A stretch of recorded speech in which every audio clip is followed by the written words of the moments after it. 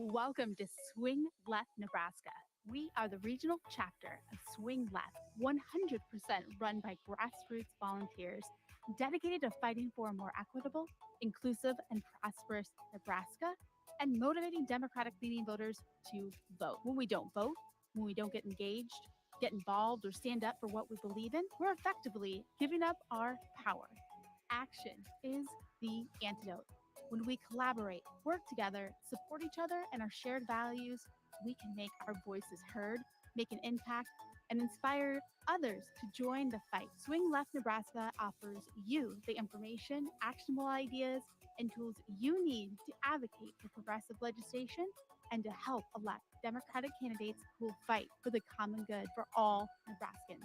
Let's mobilize, let's take action, let's go. Welcome to the Swing Left Nebraska podcast, the show that explores the world of progressive politics in the Cornhusker State. My name is Leah. I'm a volunteer with Swing Left Nebraska and your host for today's episode. If you are passionate about making a positive difference in your community and want to stay up to date on the latest political news and trends, then this is the podcast for you.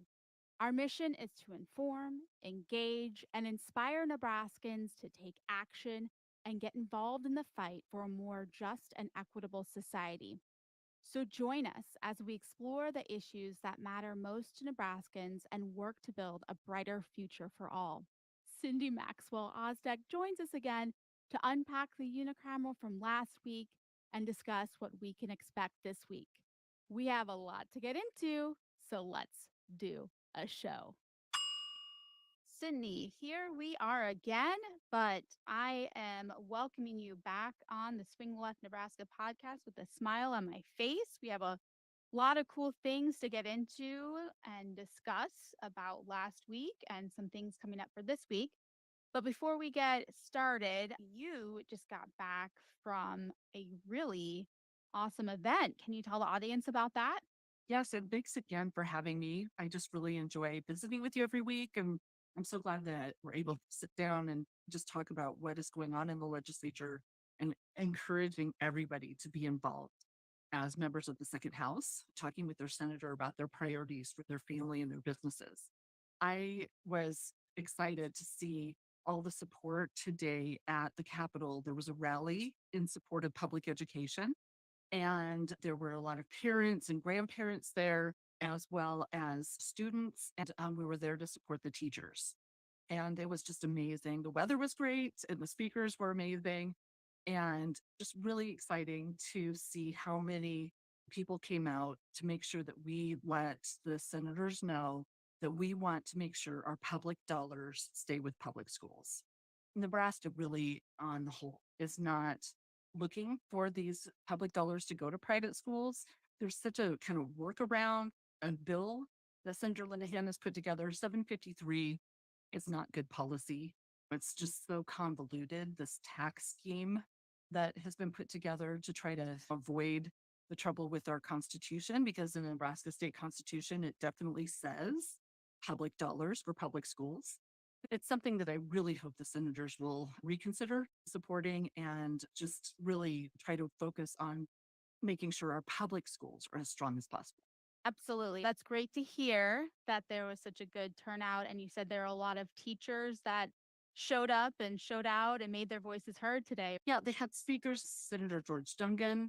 There were people from Stands for Schools, State Education Association, Open Sky Policy Institute. The teachers had some sort of meeting in Lincoln. And so all of us on the Capitol steps were there to support them. They walked as a group from the hotel and came down the mall towards the Capitol. It was a great feeling to see all of the support, and just we admire teachers in Nebraska. I can't say enough good things about our public schools and our teachers and all the support staff. I think that it's sad over this last time period, we've been hearing so many people denigrating teachers and calling them groomers and pedophiles and just all these really wild kinds of accusations. We have our neighbors teaching our children in our schools. right? All of our neighbors are our teachers. And I know that most people realize that our teachers have the best interests of these kids always. And so I just really hope that the senators will recognize that we have an amazing public school system here in Nebraska. We want to make that stronger, not take anything away from it. Yes, absolutely. Well, that's awesome that you were down there and you got to be a part of the movement. And it'll be interesting to see where this bill goes. Now, do we have any idea when this will be up for debate again? I don't see Senator Linehan's bill 753 on the agenda for Tuesday. They're back in the Capitol in session on Tuesday, this May 2nd. I really hope that a lot of Nebraskans will be calling their senators about that particular bill. I want all children in Nebraska to have good education. And I think we all agree on that. It's so important for the future of our state. But I know even people who send their children to private parochial schools understand and don't want public dollar to be mixed with that. Let's really hope that the senators see their way clear to focus on strengthening our public schools. Yes, absolutely. Absolutely. All right. So moving on to the big news that I think we both have smiles on our faces about. The Nebraska legislature fell one vote short Thursday of passing a ban on abortions after an ultrasound detects embryonic cardiac activity about 6 weeks into a pregnancy. Senator Merv Reapy of Ralston cast that pivotal vote that killed Legislative Bill 626. Republican Senator Joni Albright's legislative bill fell similarly to near total abortion ban proposed last year. She needed 33 votes to end the debate on the bill. She only got 32, with actually two senators, both Merv Reapy of Ralston and then Justin Wayne of Omaha, voting present, not voting. What are your thoughts, Sydney, on all this? I just first off want to thank all of the amazing people who've been advocating for our reproductive freedom here in Nebraska.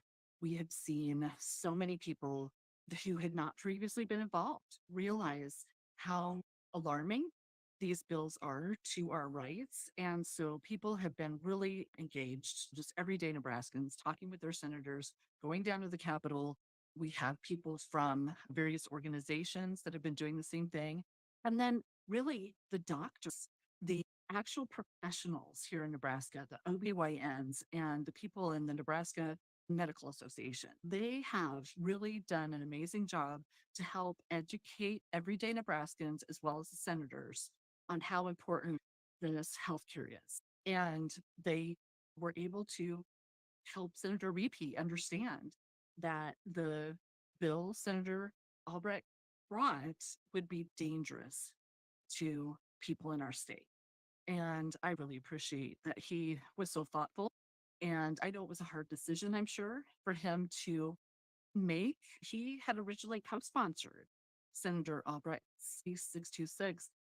It sounds like he didn't know it was going to be 6 weeks. That is what she was proposing. I'm not sure. I wasn't in that room. But he did come to realize that 6 weeks would be essentially a total ban on this kind of care in our state. And he put in notice weeks ago about his concern about that and that he would feel more comfortable with 12 weeks. And he is very clear and has said that he is quote unquote pro life and would want to restrict abortion further than where it is right now. Currently in Nebraska, abortion is restricted past 20 weeks. And he would like to restrict that further, but he just did not see that 6 weeks was doable, the right thing, or what would be good for Nebraska women and their healthcare providers.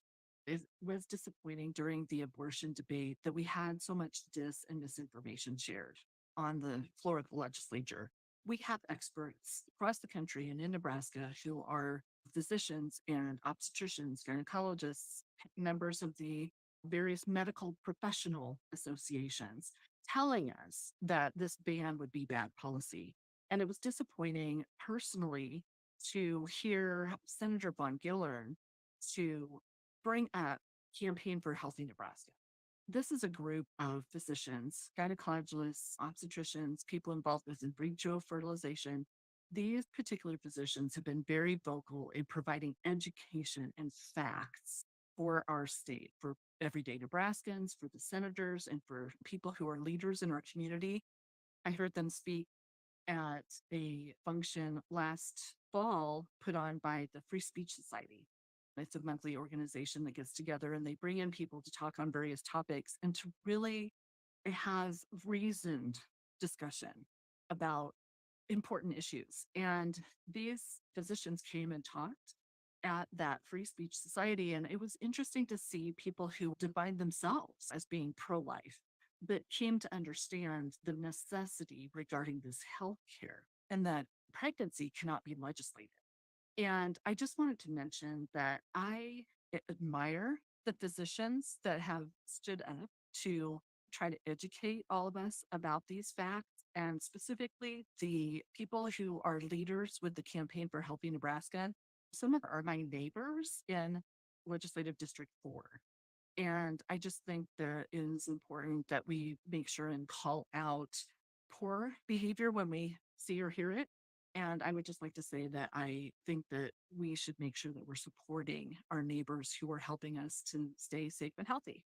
Absolutely. We owe a lot of gratitude to Justin Wayne of Omaha as well, too, for his vote, even though he has his own personal beliefs about abortion. He still has said that he does not believe that government should be involved in what is happening in a woman's body. And so he made the decision to be present and not voting, but that also was a pivotal choice in making it so that abortion remains legal in Nebraska. But yes, and I would say to make sure everyone contacts every senator that worked on this, which would be all of the Democrat except Senator McDonald, as well as Senator Murphy, who's Republican. I would really recommend contacting them and thanking them. Senator Reapy and Senator Wayne were present, not voting, and a lot of people have been confused about that. If you don't mind me mentioning, cloture is a word that people are not familiar with, and that is a procedure at the legislature that closes debate so that you can then move to vote on a bill. And if you can't achieve cloture, then the bill doesn't proceed. And there are 33 votes required for cloture, and it requires 33 yes. So if someone is either absent, like excused and not voting, or chooses not to vote, that they're present, not voting, or if they vote no, they all have the same impact in not contributing to the vote for closure.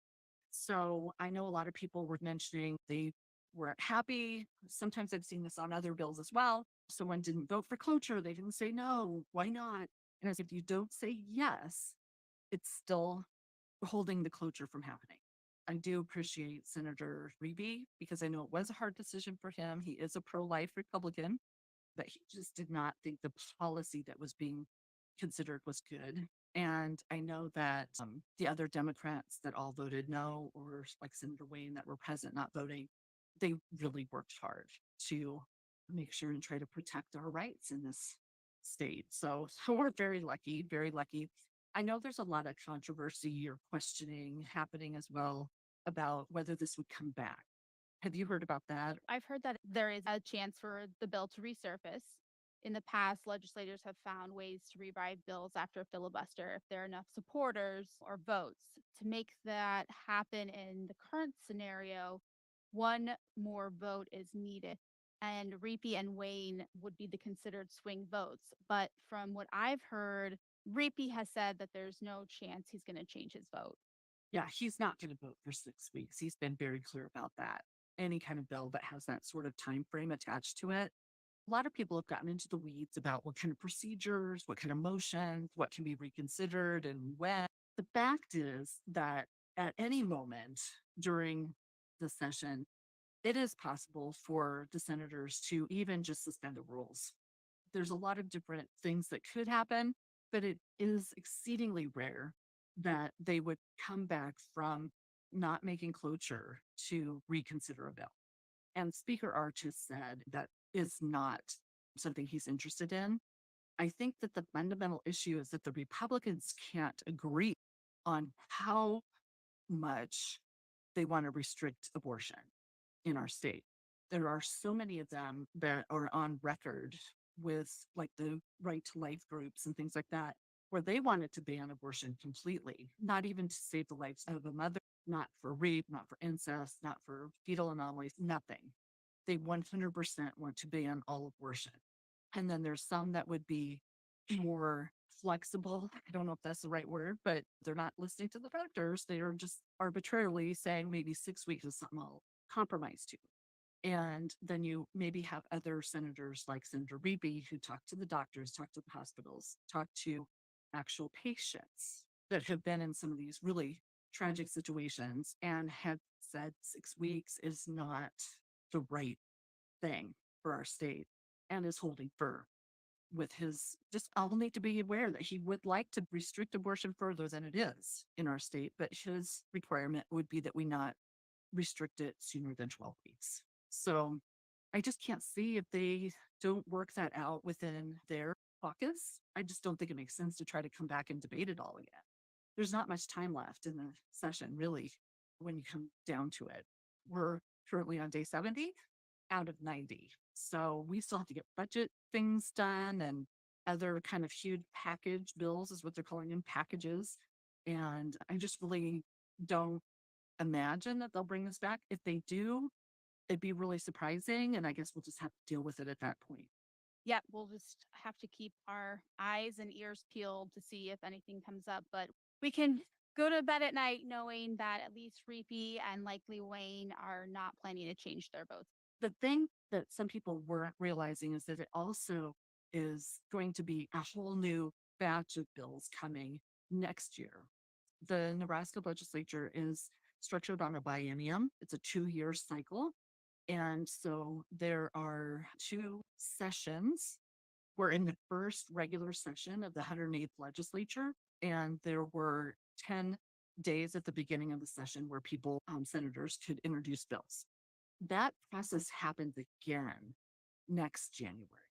And you will see some senators bring a whole new batch of bills. You're not supposed to bring the same bill twice, but I have watched the legislature for years now, and I see some senators tweaking their ideas and basically bringing back the same bill again twice in the same biennium.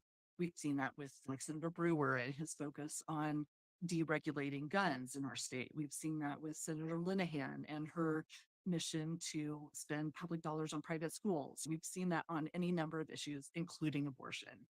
So it's very important that everyone be mindful that whatever happens at the end of this session, we will very likely see some sort of abortion legislation next year. It happens every year. And after the end of next session, next year, we'll be having elections for all of the odd numbered districts in Nebraska. I harp on this, I'm sorry, but please consider running for office. If you live in an odd numbered district or talking with your friends, who's smart, who do you know that would be an excellent representative for your neighbors and your business and your community? It's time is now to get ready and get started on that. And all the rest of us need to make sure that we're doing everything we can to support smart, progressive people of good character to be the future legislators here in our state. Absolutely. It's never too early to start thinking about running your own campaign or helping those who've already jumped in the race. I have a really cool criminal justice update. Last week on a 4-3 vote, the Judiciary Committee advanced LB 50. Now, this proposal suggests that prisoners would complete the last 15% of their sentence outside of prison and halfway houses, where they would be closely monitored while participating in rehabilitation programs and being employed. Obviously, if they break the rules, they would be returned to prison. The chairman of the Legislative Judiciary Committee, Senator Justin Wayne, proposed that inmates should be required to undergo a period of mandatory supervision after they are released.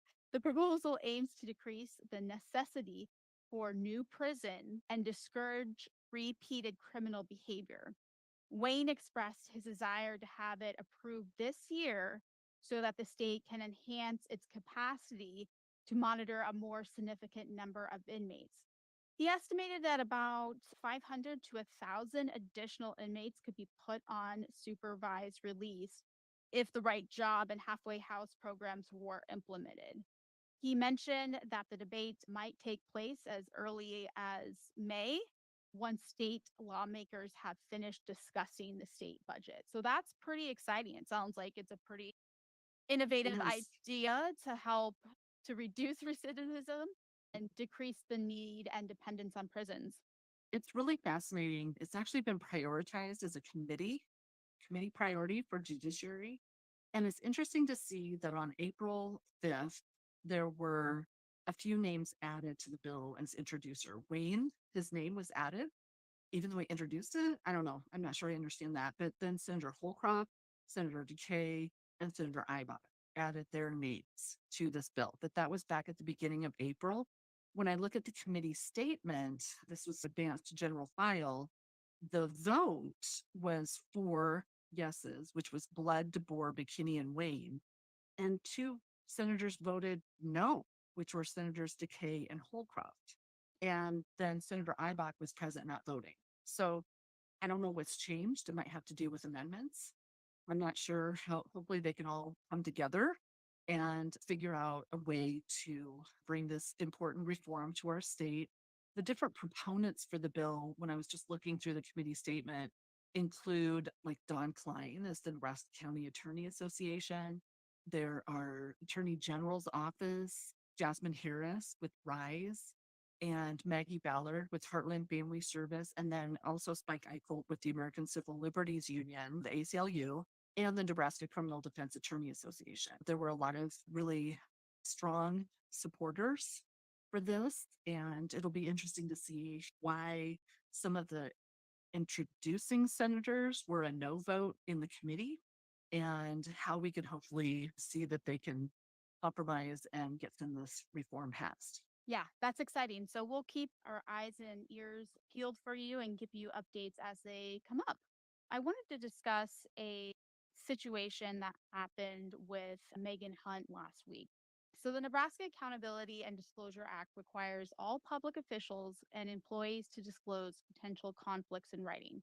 Frank Daly, Executive Director of Nebraska Accountability and Disclosure Commission, on Wednesday hand delivered a complaint to Senator Megan Hunt of Omaha, in which David Begley, an Omaha based attorney, argued Hunt has a potential financial conflict of interest with legislative bill 574. Now, 574, that's the bill that was proposed by State Senator Kathleen South of Omaha that would prohibit puberty blockers and hormone therapies for minors.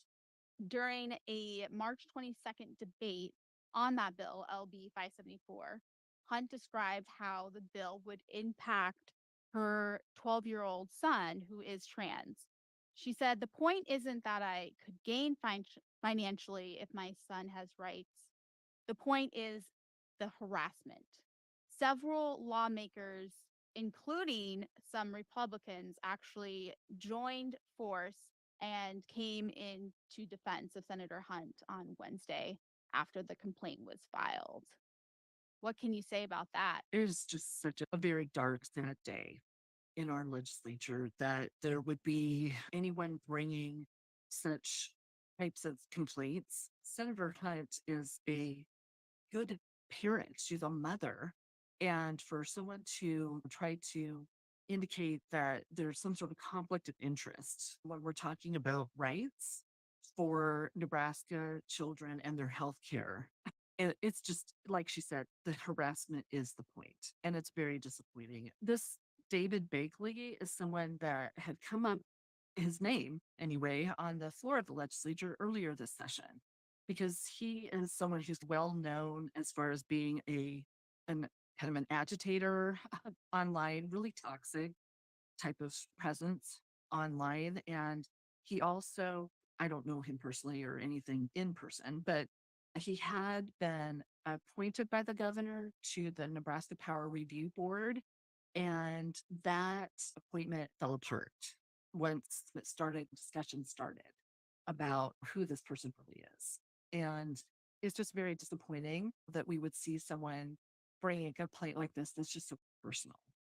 And I really did appreciate first Republican that spoke out. There were many Democrats that stood up and said this isn't right. This is something we shouldn't be encouraging here in our state. Senator Brandt stood up and actually, as far as took leadership to say, this is not how we conduct ourselves in Nebraska. We leave family out of it. And he and someone that I appreciated what he had shared. And I actually called his office. I know there were several people that called to leave their thanks. And Speaker Arch stood up and he talked about like decorum and things like that. And he didn't really specifically, I think, speak as strongly as I wished, but I am glad and appreciate that he addressed it as the speaker. And it is too bad that not more Republicans stood up and added their voices to the support for Senator Hunt being someone who's a good character, who's a good parent, and that this really fabricated conflict is something that we shouldn't be encouraging in our state. Yes. So, more to be revealed on this situation as we move forward. Yeah, and Senator DeBoer stood up and she said, you know what? I'm a taxpayer and I have property tax bills. I pay property taxes. She said, I should let you all know I have a conflict of interest. Other people could stand up and say, I am someone who has these various conflicts of interest. And I know there's an actual process and procedure to be transparent about that. But there are just some things like, really, or we're not going to have any senators voting on these school bills if you consider that they have children or grandchildren in school or they went to school themselves. It gets ridiculous. Yeah, absolutely. The one thing I would also mention about Senator Hunt in this harassment, which is just really unfortunate, this has been happening within a lot of state houses across our country this year. We've had people like, for example, in Tennessee, where we had some senators who were representatives standing up with their constituents regarding gun violence. And they were actually expelled from their legislature and then quickly reinstated by their constituents, which was a good thing. Just recently, this last week, unfortunately, in Montana, there has been a representative. She is a trans woman who represents a district in Montana who had been representing her district and the community regarding trans rights and the bill that they were considering and was censured, wasn't able to speak. And so her constituents came to the state house and were in the balconies saying, let her speak. Her light wasn't turned on, her microphone wasn't, she wasn't able to speak, but she raised her microphone to amplify their voices. And the Montana State House voted to censure her. And basically, she hasn't been expelled from their body, but she cannot be in the actual on the floor. She has to be outside of the doors for the rest of the session. There's been days or something like there's a week left. And I just think that it's really important that we recognize that these are a lot of undemocratic actions that are happening across the country. And we've heard, even on the floor of the Nebraska legislature, some senators talk about how they might like to change the rules again. They don't like how things were going. And so they've changed the rules once already this session. And we had a senator who mentioned just last week he'd like to change maybe the rules again. And I just think it's really important that Nebraskans understand that we are the second house and our unicameral system is something that we need to protect. We need to protect democracy and let our senators know that we expect them to make sure that every voice is heard and that they're listening to us. I think that's imperative. And that's a good reminder that we need to be paying attention to these kind of things that are not only happening here in Nebraska, but across the country and state legislators. So thanks for Yeah, that and reminder. Senator Hunt, she talked about it too. She is a person who's been really a flashpoint here in our state Senator Hunt has stood up for reproductive rights and LGBTQ rights in our state. And I'm actually really heartened that the Omaha Chamber of Commerce has been more vocal this last week. There's a letter that was sent basically highlighting that we need to be inclusive in our state. We need to be welcoming. And it's important not only because it's the right thing, but it's also good for business. Absolutely. Absolutely. I hope that is something that is quickly resolved and we can hopefully help her move on from this. Absolutely.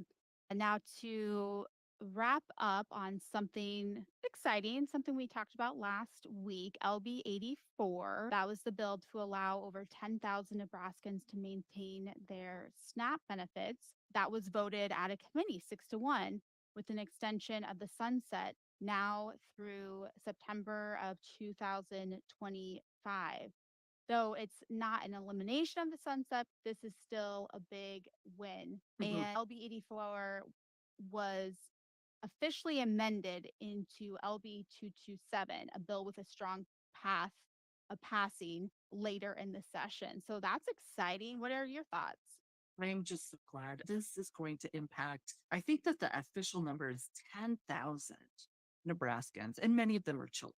So this is something that is very important for our state, and it's something I wish hadn't even been a difficult bill to pass.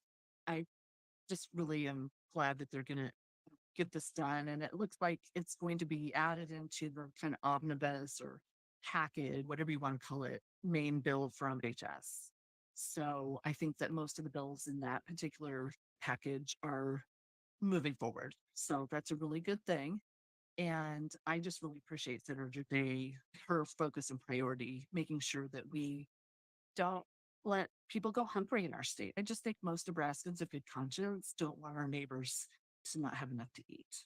Absolutely. So exciting that we can report on exciting things this week. Yes.